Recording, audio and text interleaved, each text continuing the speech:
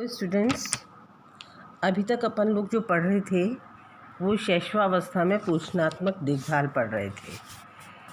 अब शैशवावस्था में जो पोषणात्मक देखभाल है उसमें अपन ने माँ का भी पढ़ा था और बच्चे का भी पढ़ा था। और माँ का और बच्चे का दोनों को पढ़ने के बाद में अपन ने उसके बारे में ये बताया था कि अभी तक जो बच्चा है वो माँ के दूध पर ही अपना भरण पोषण करता है। लेकिन अब आज अपन एक नए टॉपिक पर आ रहे हैं जिसका नाम है कॉम्प्लीमेंट्री फूड्स या सप्लीमेंट्री फूड्स या पूरक आहार। क्योंकि अब बालक जो है वो इस उम्र में आ गया है, जो कि शिशु बन गया है, कि उसका खाली माँ के दूध से ही पेट नहीं भरता है। तो इसलिए शिशु का मुख्य आहार होता है माँ का दूध। ये तो मैं आपको पहले बता चुकी हूँ। पहले बताने के बाद में अब मैं आपको ये बताना चाह रही हूँ कि जो होता है कि वो जो खाली बच्चे का जो दूध होता है वो माँ का दूध होता है, परंतु जैसे जैसे उम्र बढ़ती है और वह 6-7 माह का हो जाता है तब उसके लिए केवल माँ का दूध पर्याप्त नहीं होता है, क्योंकि उसकी उम्र बढ़ने लगती है और उसको और पोषक तत्वों की आवश्यकता पड़ने लगती है और ज़्यादा फूड की आवश्यकता पड़ने लगती है, जो कि माँ के दूध से फुलफ़िल नहीं होती है। इससे न तो उसका पेट भरता है और न ही उसकी शारीरिक मांग की अनुसार पौष्टिक तत्व भी उपलब्ध हो पाते हैं।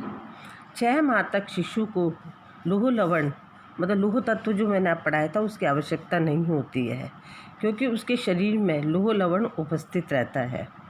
मगर उम्र बढ़ने के साथ साथ लौह लवण की कमी होती जाती है जैसे जैसे उम्र बढ़ता है, क्योंकि माँ के दूध के अंदर लोहे की कमी होती है, इसलिए उस समय तक तो ज़रूरत नहीं होती है, तो माँ के दूध से काम चल जाता है।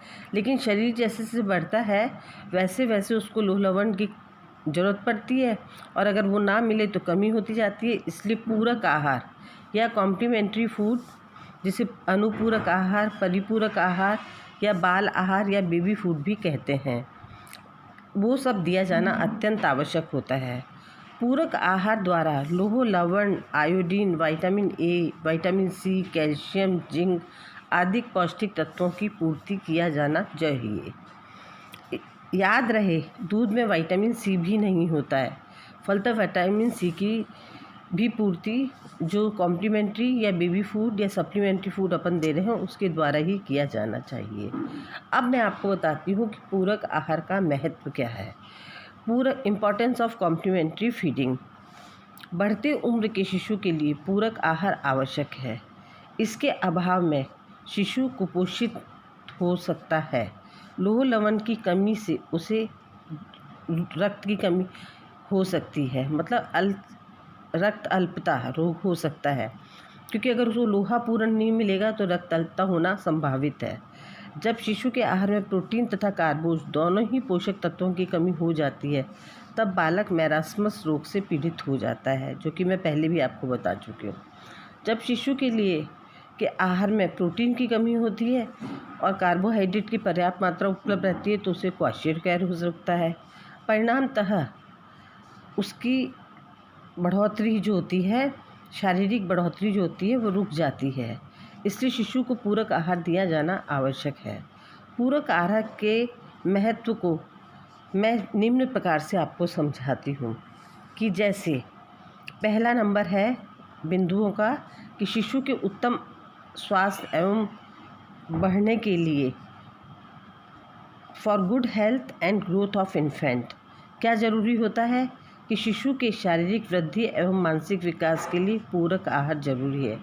पूरक आहार द्वारा शिशु के शारीरिक मांग की पूर्ति हो जाती है, जैसे लौह तत्व हो गया है। लौह तत्व के बाद के अंदर आपका आता है लवण, iodine, vitamin C, vitamin D समूह, जिंक, प्रोटीन आदि। 6 महीने के उपरांत भी जब शिशु को पूरक आहार नहीं दिया जाता है तब बालक की शारीरिक मांग के अनुसार पौष्टिक तत्वों की पूर्ति नहीं हो पाती है।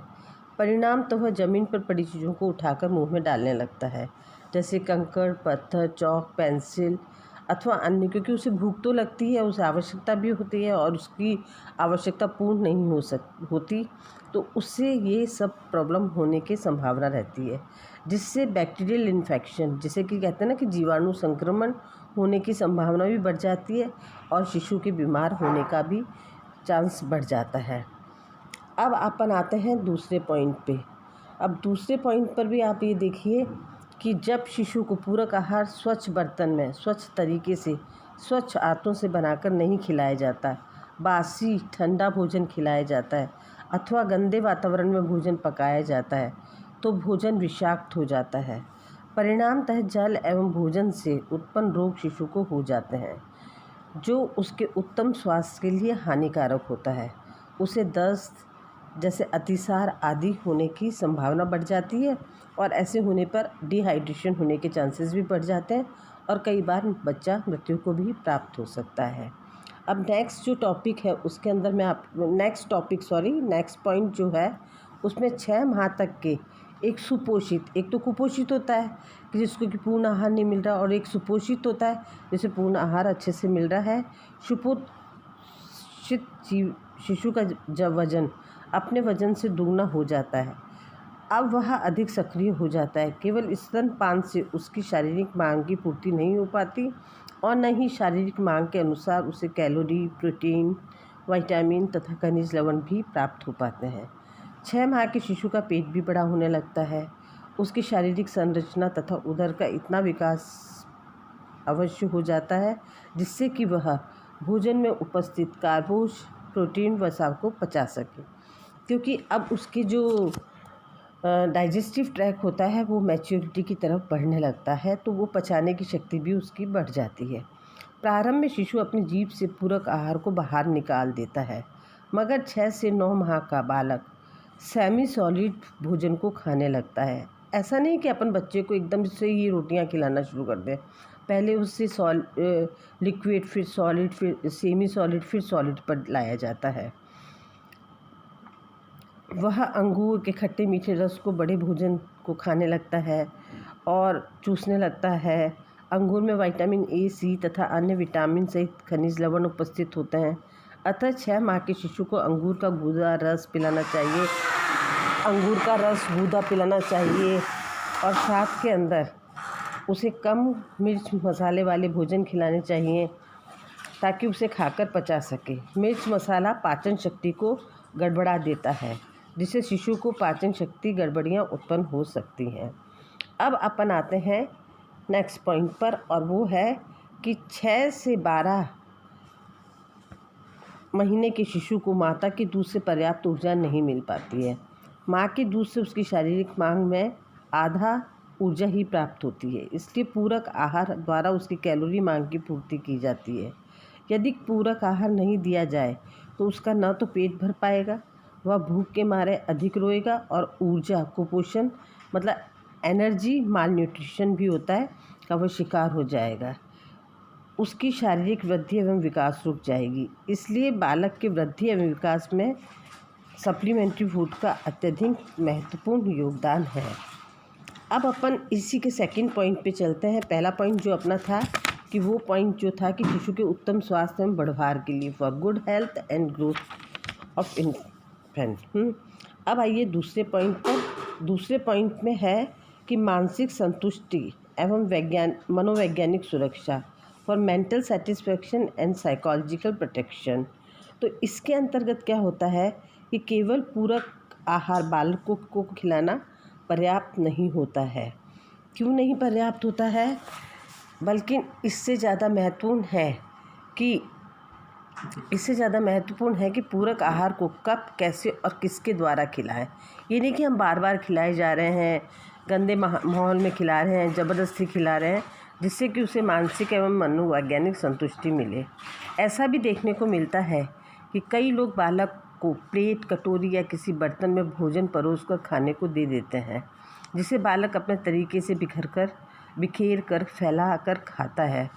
कुछ भोजन को वो खाता है तो कुछ ज़मीन पे गिरा देता है और फिर ज़मीन पर से भोजन को उठा कर अपने मुंह में डालता है, जो कि अस्वच्छकर और अस्वास्थ्यकर आते हैं, मतलब अनहाइजीनिक है। और इन दिनों तो बिल्कुल भी नहीं, क्योंकि ये आजकल कोरोना का टाइम जो फैल रहा है, जो किसी भी दृष्टि से सही नहीं है। मगर बालक को ऐसा करने से मानसिक संतुष्टि मिलती है। उसे ऐसा लग रहा है जैसे मैं अपने हाथ से खा रहा हूँ, मैं डिपेंडेंट हो रहा हूँ हैं।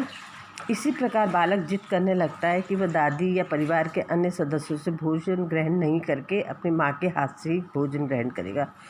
वो कारण ये भी हो सकता है, एक मनोवैज्ञानिक कारण भी हो सकता है, क्योंकि उसे पता होता है कि माँ ही उसे ज़्यादा रखती है अपने पास।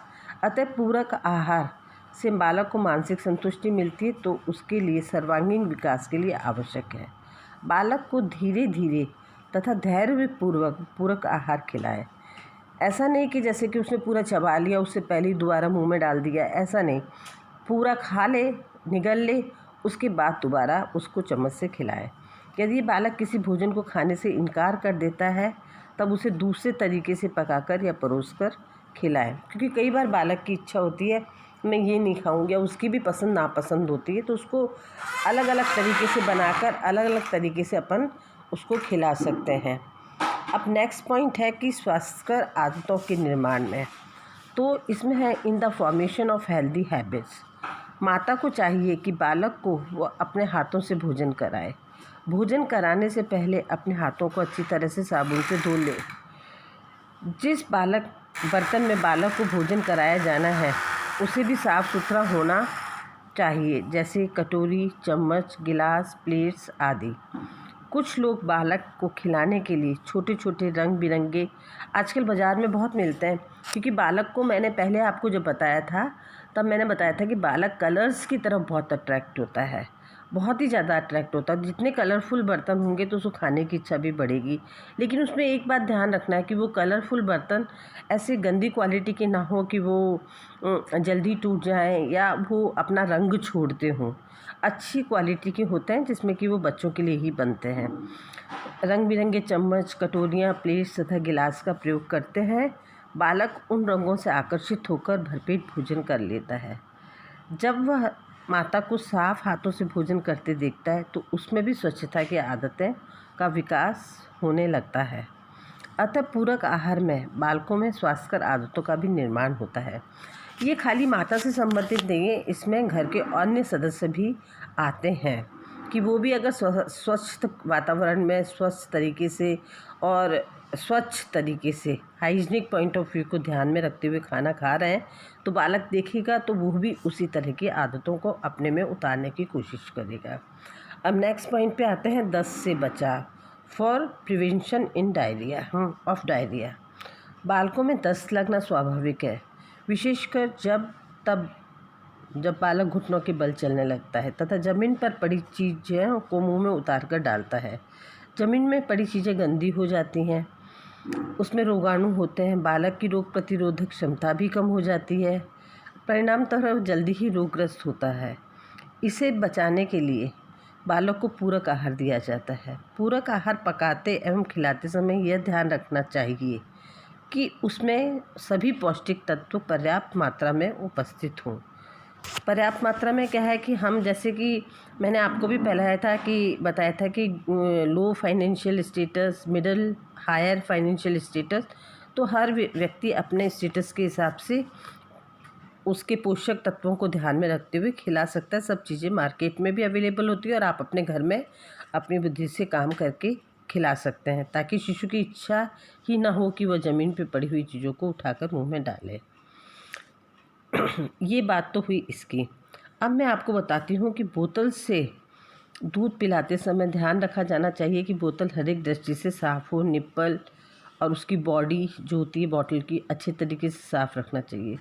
बालक ज़मीन में पड़ी चीज़ों को उठाकर नहीं खाए, इससे बचाने के लिए उसके हाथ में गाजर, सेब, अमरूद, लीची, मौसमी, संतरा, अंगूर या आजकल चीज़ स्टिक्स आती हैं, पनीर आता है आदि तरह की जो चीज़ें होती हैं वो उसको हम दे सकते हैं, ताकि वह उसे काटे और चूसे, क्योंकि उस समय उसका टीथिंग का टाइम भी होता है और इससे उसका जबड़ा मजबूत होता है, दांत निकलने में भी सहायता होगी। इस प्रकार के भोजन को फिंगर फूड कहते हैं, क्योंकि वो अपने हाथ से खा रहा है, उसके हाथ में दे दिया, वो घूम रहा है, फिर रहा है और खा रहा है। इससे क्या होगा कि ज़मीन पे जो गिरी हुई चीज़ें हैं वो उसकी उठाने की इच्छा नहीं होगी, क्योंकि उसके ऑलरेडी हाथ में है। तो इसे फिंगर फूड कहते हैं, जो बालक को दस्त सहित सबसे दस्त तो होते ही हैं, इसके अलावा अनेक प्रकार की बीमारियां जो बालक को होती हैं उनसे उसका बचाव होता है। तो अब मैं आपसे ये बात करना चाहूँगी कि आप इन चीज़ों को ध्यान में रखते हुए और अपने इन नोट्स को निकालते हुए आप अपना कार्य करते रहें और आगे आगे पढ़ाई करते रहें और इन लेक्चर्स को ज़रूर सुनें। ये लेक्चर सुनना अत्यंत